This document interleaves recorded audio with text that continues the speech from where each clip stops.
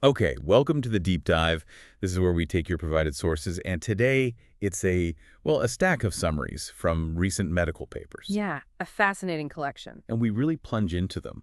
The idea is to pull out the most important insights, maybe some surprising facts, and what it all actually means for you. That's right. Think of us as your guides through this material. Today, our mission is to navigate this collection. It's focused on some incredibly exciting advancements. And some critical considerations too, right? In medical AI and imaging analysis. Exactly. Medical AI is just, well, it's exploding right now. It's impacting everything from looking at scans like MRIs and CTs to helping doctors make clinical decisions. And these papers cover a pretty diverse landscape. It really shows just how much is happening across different fields. It really does. So we're going to go through them, try to understand the key contributions, maybe see who's behind the work. And piece together what this rapid evolution means for the future of healthcare technology. Absolutely. It's a complex space, no doubt. Our goal is to distill it down for you, kind of highlight the signal amidst all the noise. Okay, let's unpack this stack, Sam. We can maybe start with a theme that's dominating conversations in AI everywhere, Yeah. language models. But specifically in the medical context, high stakes there. Definitely high stakes. The core challenge here is accuracy and reliability. You absolutely need these models to be spot on when dealing with patient information or clinical questions. Right, and one paper we looked at by 𝗵𝗽𝗆 𝗔𝗜 and a large group of colleagues really highlights a key problem. Which is? Well, that these models often fail to adapt dynamically. They don't adjust well to different clinical contexts. Like different hospital departments or patient groups or even just different workflows. Exactly. They call this leading to contextual errors. Yes, I saw that. So the model might give an answer that sounds reasonable, but it's actually wrong for that specific situation or that patient. Precisely. Their vision is for context-switching AI. AI that can adapt its reasoning sort of on the fly. Without needing to be completely retrained every single time the context shifts, that would be huge. A massive leap forward for actually scaling these models across healthcare systems. Definitely. So if contextual errors are a big problem, how do we start fixing it? Well, part of the answer seems to be better training data. And that brings us to this new work introducing MIRIAD. Right, MIRIAD. 𝗫𝗎 𝗔𝗫 𝗪𝗏 and their team. They introduced this to tackle making LLMs more reliable, specifically for answering medical questions. MIRIAD. Mm-hmm. It sounds almost like something out of, I don't know, mythology. What is it exactly? Yeah. It's basically a large-scale, curated corpus. Think 5.8 million medical question and answer pairs. No, 5.8 million. Where did they get them all? All derived directly from peer-reviewed literature. They used a semi-automated process, kind of combined LLM generation with careful filtering and human review. Okay, and the idea is using these structured Q&A pairs for something like retrieval augmented generation, or RAG. Where the AI looks up information before answering. Right. That's much better than just feeding the model raw, unstructured, kind of messy text. Exactly. That's the key insight here. Structured, verified medical knowledge is essential. By augmenting LLMs with MIRIAD, they actually improved accuracy by up to 6.7% compared to using unstructured text for RAG. Okay, 6.7% is noticeable. But maybe even more critically, it dramatically improved the ability of these models to detect dangerous medical hallucinations. When the AI just makes things up, that's terrifying in medicine. It is. They saw an increase in detecting these errors by 22.5 to 37%, using the F1 score metric. Which balances finding the errors without too many false alarms. Precisely. It shows the path to reliable medical LLMs isn't just bigger models, it's also about better structured knowledge. They even built something called MIRIAD Atlas for visual exploration. That's a huge jump in reliability, especially for reducing hallucinations. That's critical. Yeah. But even with great knowledge, models are sometimes, well, they're not sure. And in medicine, understanding the uncertainty is absolutely crucial. You need to know when the AI is confident and when it's guessing. So Alberto Tasconi and Aysar Calixto looked specifically at this uncertainty estimation in clinical QA with LLMs. Yeah. What did they find that's important for someone actually trying to use these models? Well, they evaluated 10 different open source LLMs across various medical specialties and different types of questions. Okay. And the key takeaway, there's no one-size-fits-all AI doctor. It seems obvious when you say it, but... Right. Different types of questions, different medical areas. Yeah. They really require selecting different models to get the best results. Exactly. And they also show that even lightweight methods, Ones that only need a single pass just running the query once can effectively estimate uncertainty. So you don't need massive computing power just to figure out if the AI is confident. Apparently not. Yeah. They performed almost as well as much more complex methods. That's good news for practical implementation. Okay, so context matters, verified knowledge matters, knowing uncertainty matters. What about getting information out of existing medical documents, like patient records, EHRs? Electronic health records. Yes, they're absolute goldmines of data, but extracting it reliably with LLMs is tricky. The text can be, well, messy. Notes, abbreviations, complex histories. Right, so Melissa Estevez, Aaron B. Cohen, and their colleagues proposed the VALID framework for this exact challenge. VALID. Let me guess the acronym. Validation of accuracy for LLM. LLM-ML extracted information and data. You got it. Okay, so what does this framework actually do? It's designed to ensure the reliability and accuracy of clinical data that LLMs extract from EHRs. It uses multiple layers. Like what? Benchmarking against human experts. Does the AI find what a person would find? Automated checks for consistency. Replication analyses to catch those weird new error modes that LLMs can introduce. Especially with unstructured text, yeah. Right. And it even supports assessing bias across different demographic groups to make sure the extraction is fair. So it's about creating a really rigorous standard for using AI to unlock all that critical data buried in EHRs. Exactly. It feels like we're moving towards more sophisticated ways for LLMs to interact with medical knowledge and data. And frameworks to make sure it's done right, responsibly. What about having AI take on more active roles, like an assistant helping with diagnosis or answering questions? Yes, the idea of agentic AI in medicine is definitely gaining traction, basically giving the AI more autonomy, maybe specific roles to play. And a team, including 𝗪𝗏 and 𝗂𝗏𝗏, explored this.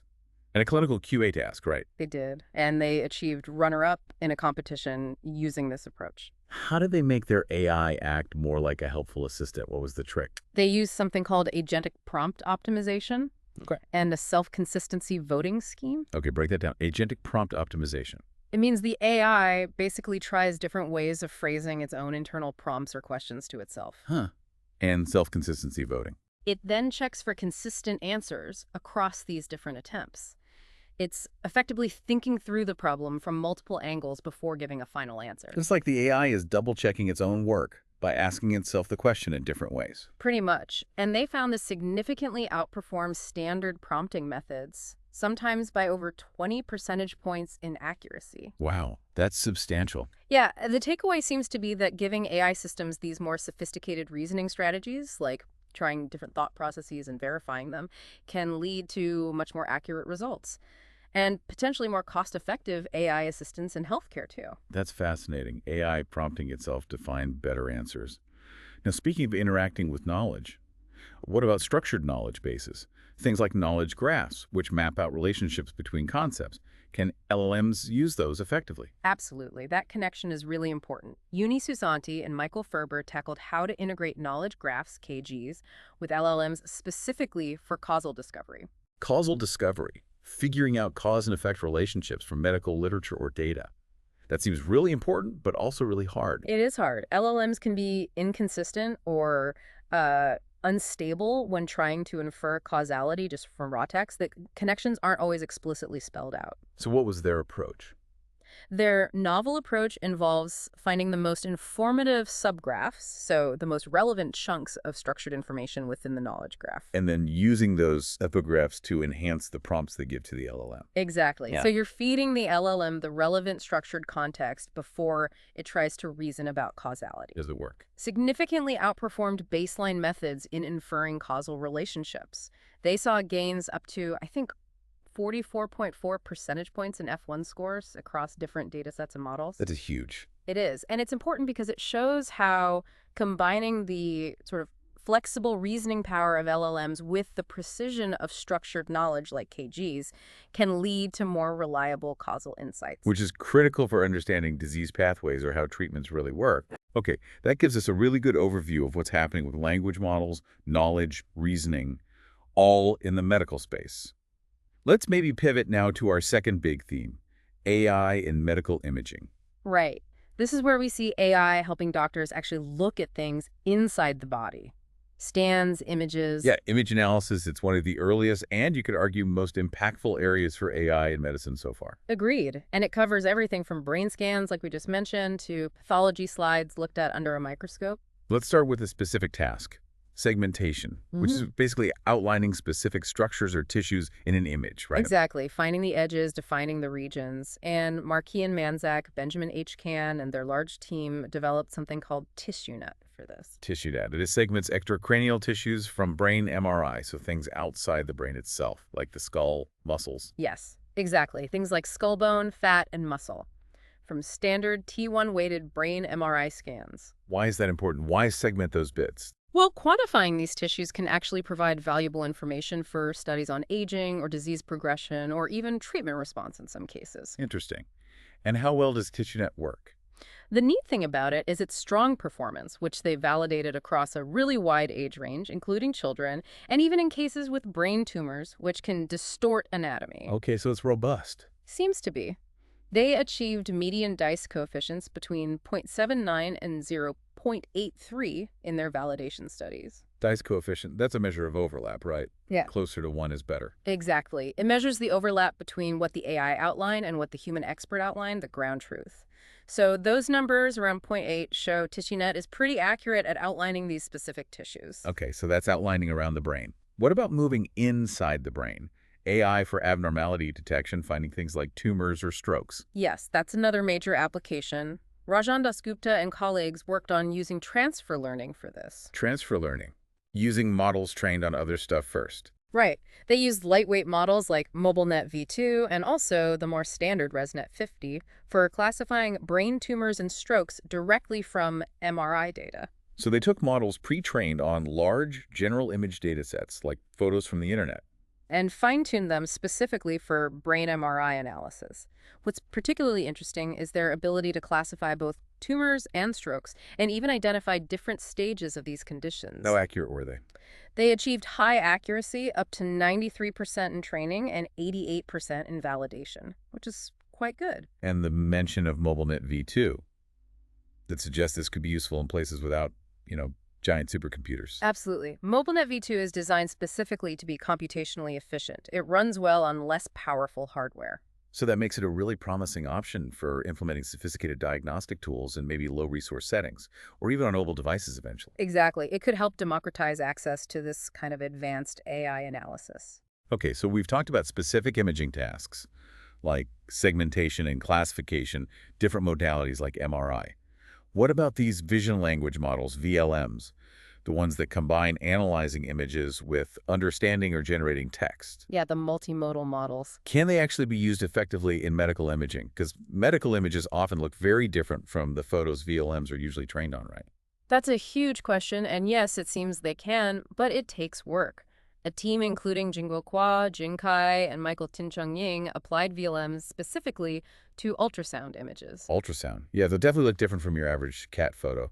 That must be a challenge for a VLM trained on ImageNet or something. It absolutely is, and that's exactly what they addressed. They developed specific domain adaptation methods, techniques to make VLMs better at analyzing ultrasound images. For tasks like? For tasks like segmentation, outlining structures in the ultrasound and classification, identifying specific findings. And what did they find? Did the adaptation work? Their key finding is that despite the significant differences between natural images and medical images like ultrasound, their adapted methods actually outperformed existing state-of-the-art VLM models and even pure vision models on ultrasound datasets. Interesting. So with clever adaptation, these general-purpose multimodal AIs can be made effective even for specialized medical data like ultrasound. It seems so. Shows the potential there. Okay, so adapting VLMs works for tricky 2D modalities like ultrasound. What about 3D imaging, like CT scans? That adds a whole other dimension of complexity. Literally. And that's where HSCNet comes in. Yanzhou Shi, Lianchun Hua, and their team developed this. HSCNet stands for Hybrid Spatial Encoding Network. And it's designed specifically for 3D medical vision language understanding using CT scans. That's right. How does it handle that 3D aspect and connect it to language? That seems really tricky. It uses dual 3D vision encoders. One captures the overall volumetric context, the big picture of the 3D scan. The other focuses on fine-grained details within specific regions. Okay, dual encoders. And do the code. plus, it has something they call a spatial packer projector. It's designed to efficiently condense high-resolution 3D regions into visual tokens, representations, that an LLM can actually understand and process. So it kind of translates the 3D visual information into a language the LLM speaks. That's a good way to put it. And does this specialized approach improve performance on 3D tasks? Did it work better than previous methods? Yes, significantly better. They showed clear improvements in areas like 3D language visual retrieval, so finding the right CT scan given a text description. Or generating a medical report based on the 3D scan. Exactly. Report generation too. For example, they saw improvements of nearly 6% in retrieval performance, measured by R at 100. How often the right scan is in the top 100 results. Right, and over 8% improvement in report generation quality, measured by BLEU4, which compares the AI's text to human written reports. So tailoring the model architecture specifically for 3D medical data and its connection to clinical language really pays off. It definitely seems to. Shows the power of specialized design. Okay, we've seen these specialized models like TissueNet and HSCNet. But what about the trend towards more generalist models? Models inspired by things like the segment anything model, Sam, that claim they can segment objects in any image. Ah, yes, the promise of the universal segmenter. Can those actually work well for medical images? That's a really big question in the field right now, because training highly specialized models for every single medical task is very expensive and requires tons of specific data. So a generalist model you could just fine-tune quickly would be amazing. It would. 𝗪𝗪𝗶𝗵𝗹 𝗪𝗪𝗃 and colleagues conducted a comprehensive survey and comparison. They looked at adapting these generalist models, like SAM, specifically for medical image segmentation. And how do these generalist models stack up against the specialized ones? What are the challenges? Well, their review provides a taxonomy, a classification of different adaptation methods people are trying. And while these generalist models show really exciting promise because they can often be fine-tuned with much less data than training from scratch, the survey highlights that effectively adapting them for the unique challenges of medical images is still very much an active area of research. What kind of unique challenges? Things like low contrast between tissues, very similar textures that are hard to distinguish, or unusual anatomy due to disease. Generalist models trained on photos might struggle with that subtlety. Makes sense. And maybe even more critically, they emphasize the significant non-technical hurdles, things that need to be addressed before these could be used routinely in clinics. Like what? Regulation? Exactly. Regulatory compliance, patient privacy, data security, and maybe most importantly, building truly trustworthy AI systems. Systems that doctors and patients can actually rely on for critical decisions. So the potential is definitely there for generalist models in medicine, maybe reducing the need for massive data sets for every task. But the real-world implementation has these significant hurdles that go way beyond just how well the model performs on a benchmark dataset. Right. And speaking of data sets, to train any of these imaging models, whether they're specialized or generalist, you need data. Good data. Large, well-annotated data sets are absolutely crucial. Couldn't agree more. Data is the fuel. And Tyler J. Richards, Jason F. Talbot, and a huge group of contributors created a massive and highly specific one for spine imaging. Oh yeah, the RSNA Lumbar Degenerative Imaging Spine Classification Dataset, or LumbarDSC for short. That's the one, LumbarDSC. Sounds very specific, and it is. What's special about it? It's the largest publicly available dataset focusing specifically on lumbar spine degenerative changes, basically, wear and tear, seen in MRI scans. How large are we talking? Data from 2,697 patients and a staggering 8,593 image series, all meticulously annotated by expert neuroradiologists and musculoskeletal radiologists. Wow. Annotated for what specifically? For common issues radiologists grade, like spinal canal narrowing, subarticular recess narrowing, neural foraminal narrowing, basically where nerves might be getting pinched. And they released this publicly? Yes, it was created for an RSNA competition specifically to spur machine learning research in this area. Having this kind of focused, large-scale data set annotated by multiple experts is just invaluable for training highly specific and accurate models for a really common clinical problem like back pain related to spine issues. Definitely seems like a crucial resource for the field. What about another type of image analysis?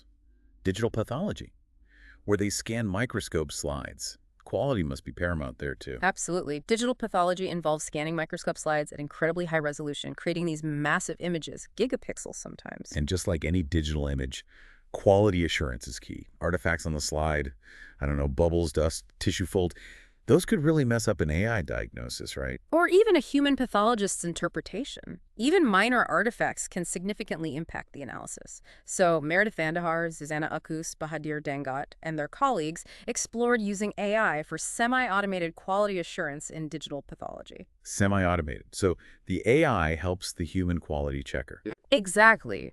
Instead of a human having to manually scan the entire massive slide image, pixel by pixel, looking for tiny problems. Which must take forever. Right. The AI flags the potential problem areas first. Their approach uses a tile classification method. It analyzes small sections, small tiles of the slide individually. And it classifies each tile based on what it sees. Yeah. The algorithm categorizes these tiny image tiles into about 10 predefined artifact types like blur, fold, bubble, or labels them as clear tissue or just background. Then it creates a map highlighting the regions of interest that might be affected by these artifacts. So it directs the human reviewer straight to the potential issues. Precisely. It significantly minimizes the time and effort needed for manual quality review, which frees up pathologists and lab staff for other critical tasks. Makes the whole workflow more efficient. Okay, that makes a lot of sense. So we've covered LLMs, reasoning, various types of imaging analysis, segmentation, classification, VLM adaptation, 3D, generalist models, datasets, QA. Let's maybe zoom out a bit now. Look at the broader picture of integrating AI into healthcare, the challenges that come with it, and some other methodologies we haven't touched on as much. Sounds good, because integrating AI isn't just about building the coolest model, right? It's about ensuring they work well for everyone, that they fit into actual clinical workflows, and that they address real-world needs safely and effectively. And that brings up the really critical issue of fairness. Auditing AI systems, especially for marginalized groups who might be overlooked or even harmed by biased AI. Absolutely crucial. 𝗪𝗏𝗆𝗃, Alison Konecki, and colleagues did some really important work on this, auditing automatic speech recognition ASR systems. ASR like Alexa or Siri, but for medical uses. Could be, or for documentation or assistive technology. They specifically looked at ASR for people with aphasia. Aphasia. That affects communication, Yeah. often after a stroke or brain injury, right? Yeah, exactly. Reliable ASR could be incredibly helpful for them, for communication aids or interaction, But if the systems don't work well for people with speech variations caused by aphasia, it just increases barriers instead of helping. Precisely. And what they found was that standard ways of auditing these ASR systems often miss the problems. What pitfalls did they identify in standard auditing? They pointed out three main issues. First, relying on just a single way to standardize text during pre-processing, like automatically correcting grammar or removing pauses, can actually mask the real variability in speech patterns. It might not match how people with aphasia actually speak, or even how they want their speech transcribed. Okay, that makes sense. What else? Second, only looking at high-level demographics like age or gender can miss disparities within more nuanced subgroups, or disparities linked to specific acoustic factors related to the aphasia itself. So too coarse-grained. Right. And third, relying just on word error rate, WER, simply counting how many words the system got wrong isn't enough. It misses other critical errors, like the system hallucinating or making up words entirely, which can happen more often when processing atypical speech. So the standard ways of testing these systems just aren't good enough to catch the specific issues faced by diverse users like those with aphasia. That's what they argue. They proposed a more holistic auditing framework that addresses these pitfalls. And in their case study, using this better framework, they found consistently worse ASR performance for the speakers with aphasia compared to a control group. It's a really crucial call, then, for more robust, more thoughtful auditing to make sure AI is actually accessible and equitable for everyone. Couldn't agree more. It's not just about average performance. It's about performance for all potential users. Okay, shifting gears slightly. What about using AI in, say, surgical training? Assessing surgical skills manually can be subjective and time-consuming. Very much so. And Jens Kohl and colleagues introduced something called WetCat to help automate skill assessment during wet lab cataract surgery practice. Wet lab that's practicing on artificial eyes or animal eyes before operating on real patients. Exactly. And assessing how well a trainee is doing during that practice is usually done by an experienced surgeon watching, which is subjective and takes up valuable expert time. So WetCat aims to automate that. How? 𝗬Cat is presented as the first public dataset of its kind. It contains wet lab cataract surgery videos with really detailed annotations, Annotations meaning? marking out the different phases of the surgery, segmenting the key instruments being used, and the tissues being manipulated in the artificial eye. It's designed specifically to enable objective AI evaluation of surgical skills. By linking the AI's analysis of the video to established scoring systems. Precisely. Linking AI analysis of things like instrument movement smoothness or time taken for specific steps like the capsular hexus creating that circular opening or phacoemulsification, breaking up the lens, linking that analysis to the clinical metrics already used to assess surgeon performance. That could definitely make surgical training more consistent, more data-driven, and maybe more scalable too. That's the hope. More objective feedback for trainees. We talked about knowledge graphs and LLMs for causal discovery earlier, 𝗬𝗵𝗶𝗶𝗵𝗵. That seems to fit under this broader theme too, integrating different knowledge sources and methodologies. Yes, absolutely.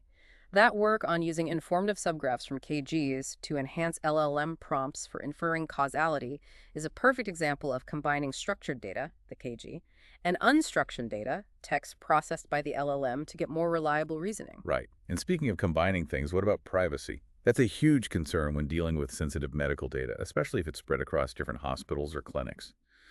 Training models often requires pooling data, which is often a non-starter for privacy reasons. A major hurdle. Federated learning is a key technology aiming to solve this. Federated learning. That's where the model trains locally at each site, without the data leaving. Exactly. It allows models to be trained across multiple devices or institutions without the sensitive patient data ever needing to be centralized. The model updates, not the raw data, are shared. Okay, and Wang Zhang, the 𝗂𝗲 and their team created FedVLMBench, a benchmark for this. Yes. What is FedVLMBench, and why is a benchmark needed specifically for this? Well, it's the first systematic benchmark specifically for federated fine-tuning of vision language models, VLMs. Ah, so combining federated learning with those powerful multimodal models we talked about earlier. Exactly. VLMs are increasingly powerful, combining imaging and text, which makes them highly relevant for many medical applications. But training them using federated learning brings new challenges compared to simpler models. This benchmark systematically evaluates different VLM architectures, different fine-tuning strategies, and different federated learning algorithms across multiple datasets and tasks. It's about figuring out what actually works in this complex setting. And what were their key insights, especially for healthcare AI? A really important one was that current federated learning methods are significantly more sensitive to data heterogeneity. Meaning how different the data is from one hospital or clinic to the next. Right. They found 𝗵𝗏 is more sensitive to that difference specifically in vision-centric tasks compared to text-centric ones. That's super important for medical imaging because scanners are different, protocols vary, patient populations are different between hospitals. Exactly. Yeah. That heterogeneity is a big deal in real-world medical imaging data. So knowing that current FL methods struggle more with vision data heterogeneity is critical. They also identified optimal configurations for certain VLM types in these federated settings. So it provides crucial guidance for how to actually train these privacy-preserving multimodal models effectively in healthcare, not just theoretically, but practically. Yeah, that benchmark seems essential for making federated VLMs actually practical for medical images. Okay, we've touched on LLMs, imaging. What about generative methods? Using AI to generate text or summaries, but in very specific medical domains, like, say, analyzing text about the human gut microbiome. That's pretty niche, but important. 𝗵𝗽𝗶𝗵𝗵𝗵𝗁 𝗂𝗲𝗃, Sullivan Quiniu, and Samuel Shafran explored using LLM summarization specifically for generative relation extraction in the intestinal microbiome domain. Okay, relation extraction. That's finding relationships between entities mentioned in text, like which specific gut bacteria are linked to which health condition or metabolite. Exactly. And their pipeline uses LLM summarization before doing the relation extraction. Why summarize first? The idea is that summarizing the scientific text first might refine the context, filter out some noise, and make it easier for a generative model, another AI, to then find the correct relationships between, say, microbes and diseases mentioned in that summary. Interesting. Did the summarization step help? In their preliminary work, they found that yes, summarization did seem to help by reducing noise. It improved the generative model's performance. But traditional BERT-based methods, which are more established for relation extraction, still outperform the generative ones in this specific case. So potential shown for using generative AI even in these low-resource, highly specialized domains like microbiome research. But also shows there's still work to do for generative models to catch up to more established techniques for some tasks. It's an interesting approach, though, using one AI to prepare data for another AI task. Yeah, that pre-processing idea is clever. Now, we talked about agentic approaches earlier, like the AI prompting itself Boji ready.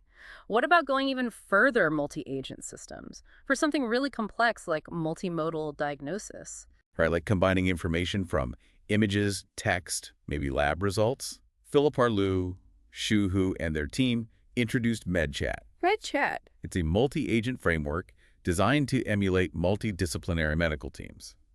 Like how different specialists might consult on a complex case. How does that work? Does it literally have different AI doctors talking to each other? Kind of. It combines specialized vision models with multiple role-specific LLM agents. Like a radiologist agent looking at the images, maybe a primary care agent integrating information. Exactly. And maybe others, all coordinated by a director agent.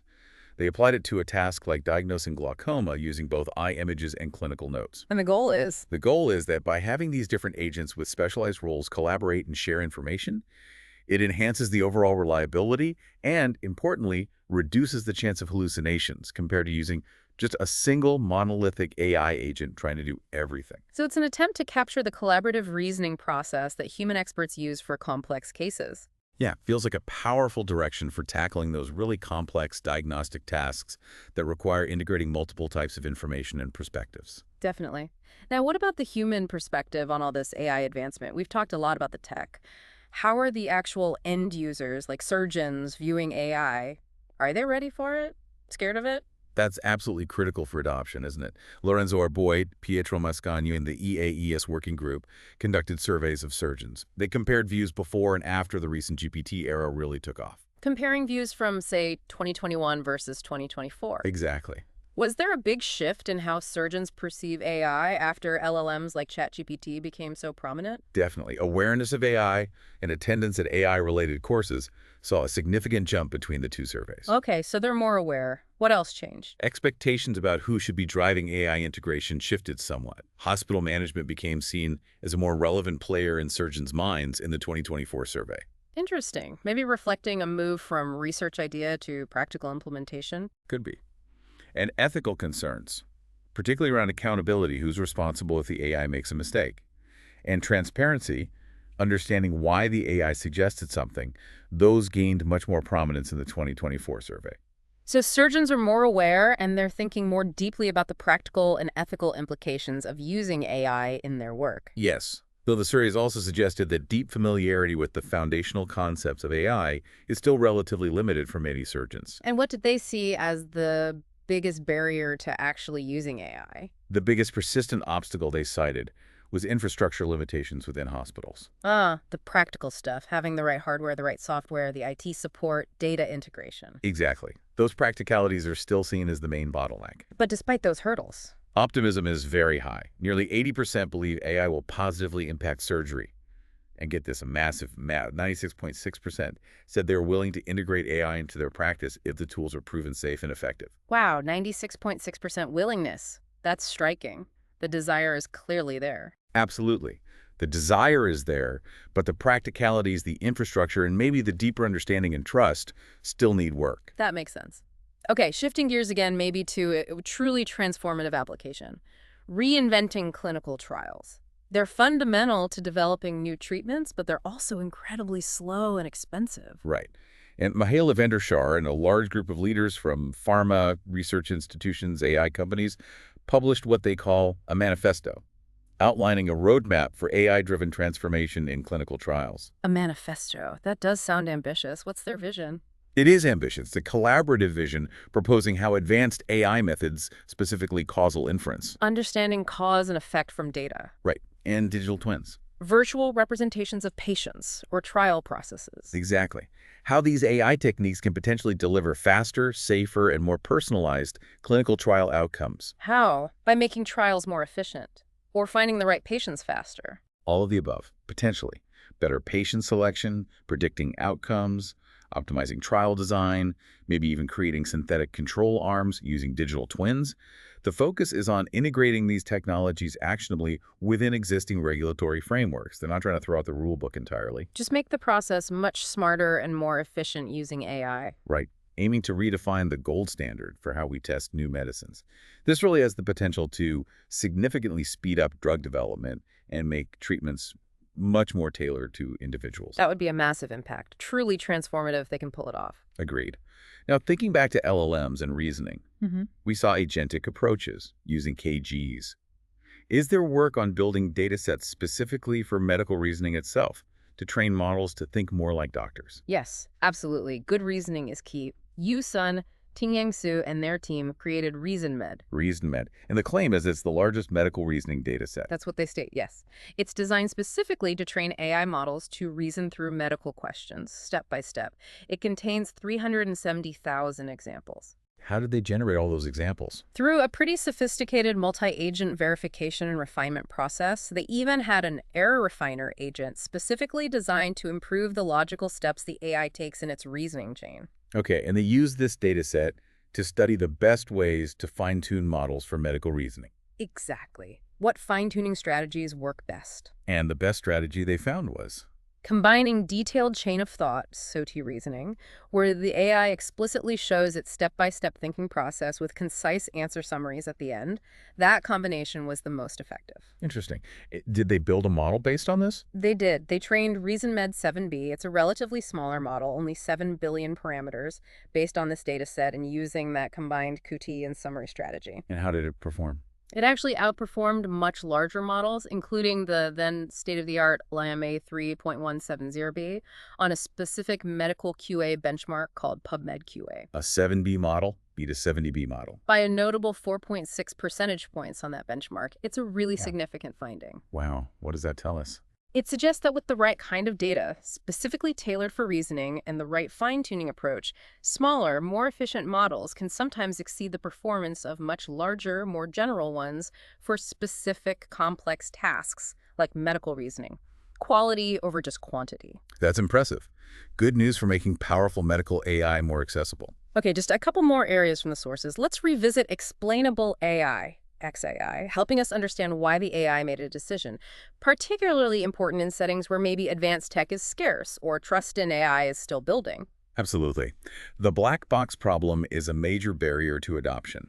Shivashi's Sarkar conducted a study specifically looking at this. What did they do? They used transfer learning again, adapting pre-trained models and XAI methods for brain tumor classification from MRI data, and importantly, this data was collected in Bangladesh. Okay, so bringing advanced techniques like AI diagnosis and explainability to resource-limited settings, that's crucial for global health equity. Absolutely. They used established image models like VGG16, VGG19, and ResNet-50, and coupled them with XAI methods like GradCam and GradCam++. Right, which highlight the important parts of the image for the AI's decision. Exactly. They visually show the critical areas in the MRI scan that led the AI to classify it as having a tumor or not. VGG16 achieved impressive accuracy, over 99% in their study. And the XAI part helps clinicians actually trust and use the AI's diagnosis. That's the key benefit. By making the AI's reasoning more transparent, here's why I think this is a tumor. It improves transparency and stability. It makes the AI more suitable for clinical use, particularly where healthcare infrastructure might be constrained. And building trust in these new tools is absolutely paramount for adoption. Makes perfect sense. Okay, one last piece that ties several threads together, integrating different types of data. Vision, language, and structure, like networks or graphs. Yeah, because medical data is often multimodal and interconnected. Jiajin Liu, QI Tan, and colleagues provided Graph-MLLM. It's a comprehensive benchmark for multimodal graph learning. Multimodal graphs. Can you give an example in medicine? Sure, think about representing patients as nodes in a graph. Maybe they're connected based on shared conditions or treatment pathways or genetic similarities. And then each patient node has associated data like their medical images, vision, clinical notes, text, lab results. Got it. So the benchmark evaluates different ways of integrating powerful multimodal LLMs, MLLMs, with these kinds of graph structures. Exactly. How do you best combine the power of MLLMs, which understand text and images, with the explicit relationship information captured in a graph? And what did their findings reveal about the best way to combine these? A key finding was that jointly considering both the visual attributes from images and the textual attributes from nodes associated with the node significantly improves graph learning performance. Tasks like classifying patients or predicting future health events based on the graph. Okay, using both modalities helps. Anything surprising? Interestingly, they also observed that simply converting the visual attributes into text descriptions, first using an MLLM to describe the image, and then feeding that text description, along with the original text notes, to the MLLM could further boost performance. So turning the image into words helped. Sometimes, yes. And in some cases, this approach achieves state-of-the-art results even without needing to explicitly feed the underlying graph structure information to the MLLM itself during the final prediction stage. Wow. So the multimodal LLM is so good at understanding the combined text and image data that it can implicitly figure out the relevant connections or relationships, even if it's not explicitly given the graph structure map. It seems so in certain scenarios evaluated by the benchmark. It really shows the power of these MLLMs to implicitly capture complex relationships when presented with rich multimodal data from the nodes. It's a very promising direction for analyzing highly interconnected, complex medical data. Okay, wow. That was quite the journey through this stack of papers. Yeah. A real deep dive. It really was. We covered a lot of ground. We started with ensuring LLMs understand context and are reliable in medicine. Right, looking at dynamic adaptation. Using curated Q&A like MIRIAD to ground them in knowledge, estimating uncertainty, reliably extracting data from messy EHRs with frameworks like VALID. And using more sophisticated agentic approaches like self-prompting or leveraging knowledge graphs for causality. Then we dove headfirst into medical imaging. Specific segmentation tasks with TissueNet, brain abnormality detection with efficient models. Adapting those powerful vision language models for different modalities like ultrasound and complex 3D CT scans using things like HSCNet. We considered the role and the significant challenges still facing generalist segmentation models like SAM. And highlighted the crucial importance of large, specific, expert-annotated datasets like Lombardi-SC and also quality assurance AI for things like digital pathology. And finally, we zoomed out to explore that broader landscape of AI integration. Yeah, the critical need for careful auditing of AI, especially for diverse user groups like those with aphasia, automating skill assessment in areas like surgical training using datasets like WetCat. The potentially revolutionary impact of AI using causal inference and digital twins on clinical trials, as outlined in that manifesto. The power of multi-agent systems like MedChat for complex multimodal diagnosis, trying to emulate expert teams. Creating better datasets specifically tailored for medical reasoning like ReasonMed, and finding efficient ways to train reasoning models. Integrating explainable AI, XAI, into practice, particularly vital in resource-limited settings to build trust. And finally, how to best leverage complex, interconnected multimodal medical data using benchmarks like Graph-MLLM. Yeah.